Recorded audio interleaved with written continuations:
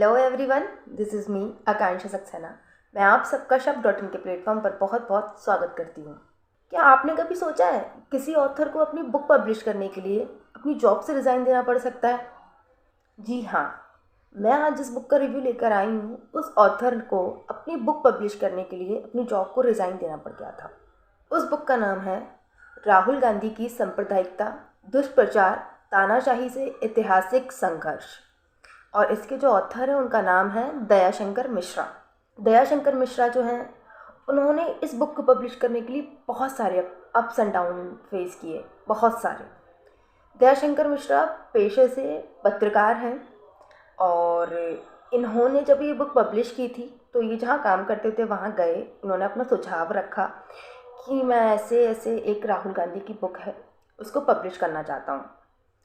तो जब उन्होंने ये बताया वहाँ पर, तो उन्होंने उनको 2 ऑप्शन दिए, या तो वो अपनी बुक को पब्लिश कर दें या फिर वो जॉब से रिज़ाइन दे दें। ये बात जब दयाशंकर जी को पता पड़ी तो उनको वो बहुत बड़े विचारों में पड़ गए कि भाई वो करे तो करे क्या। वो जॉब रिज़ाइन नहीं कर सकते क्योंकि उनको अपना घर भी देखना है, और वो बुक भी नहीं छोड़ सकते क्योंकि उन्होंने अपना पूरा टाइम इन्वेस्ट किया था, उनको अपनी बात लोगों तक लेकर आनी थी। पर कहते हैं ना, एक सच्चा लेखक तो वही होता है जो सब कुछ सेक्रीफाइस कर दे। तो उन्होंने ना आगे का देखा ना पीछे का देखा। उन्होंने कहा कि नहीं, मुझे अपनी बुक पब्लिश करनी है और मैं ये बुक पब्लिश करके रहूँगा। 22 नवंबर 2023 को दयाशंकर जी ने अपनी बुक पब्लिश कर दी।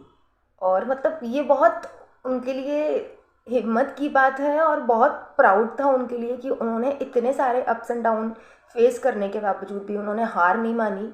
मतलब एक ये ऑथर के लिए एक तरीके से मूवमेंट है कि उन्होंने अपनी बुक पब्लिश करी और वो आज अच्छी खासी सक्सेसफुल बुक है। इस बुक में दयाशंकर मिश्रा जी ने राहुल गांधी की 2011 से अभी तक की अनदेखी यात्रा के बारे में बताया है, जैसे भारत जोड़ो यात्रा, और जो भी राहुल गांधी करते हैं जो उनका फ्रंट फुट पे नहीं आता है वो उन्होंने अपनी बुक के थ्रू समझाया है। तो इस बुक में राहुल गांधी की बायोग्राफी जैसा कुछ भी नहीं है। तो इस बुक की स्टार्टिंग होती है हमारे देश के पहले प्रधानमंत्री जवाहरलाल नेहरू की इलाहाबाद की चुनावी रैली, जो कि हुई थी 12 दिसंबर 1951 में। तो नेहरू जी ने एक नारा के साथ चले थे जो था आइडिया ऑफ इंडिया। तो हम यही समझ सकते हैं कि राहुल गांधी जो हैं वो इसी रास्ते पे चल रहे हैं। जो उन्होंने ये दिखाया है कि राहुल गांधी जो हैं वो नेहरू जी के रास्तों पर ही चल रहे हैं।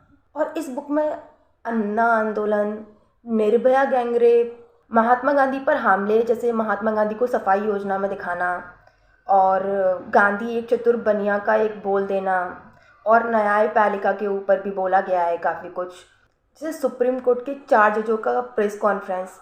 इस तरीके की सारी पॉलिटिक्स जो दयाशंकर जी ने अपनी आंखों से देखी और जो उनको लगा कि ये मुझे फ्रंट फुट पर रखना चाहिए, वो उन्होंने इस बुक में सारी बातें डाली हैं। उन्होंने उन सब चीज़ों को रखने की कोशिश किया जो उन्होंने अपनी जर्नी में देखी, उन्होंने महसूस किया। तो इस तरीके से दयाशंकर जी ने बहुत ही अच्छे तरीके से इस बुक में अपने थॉट्स रखने की पूरी कोशिश की है। इस बुक को पढ़ने से हम राहुल गांधी के थॉट्स, आइडिया ऑफ इंडिया के कॉन्सेप्ट को समझ सकते हैं। जो हमने अभी तक राहुल गांधी की अनदेखी जो बातें हैं वो नहीं देखी, हम इस बुक के थ्रू पढ़ सकते हैं। दयाशंकर जी इस बुक के थ्रू अघोषित तानाशाही के इस युग के दौरान छुपे हुए एजेंडा को उजागर करते हैं। ये बुक बस पिछड़ा याद करने के लिए नहीं है कि ये हुआ वो हुआ, it is a call to action. अगर आप सबको राहुल गांधी की अनदेखी बातें जो अभी तक कभी फ्रंट फुट पर आई ही नहीं है वो पढ़ने में इंटरेस्ट है और वो जानने में इंटरेस्ट है, तो दयाशंकर जी की राहुल गांधी की बुक बिल्कुल पढ़ सकते हैं आप। दयाशंकर जी की राहुल गांधी की बुक का लिंक डिस्क्रिप्शन बॉक्स में है, आप एक बार जाकर ज़रूर चेक करें।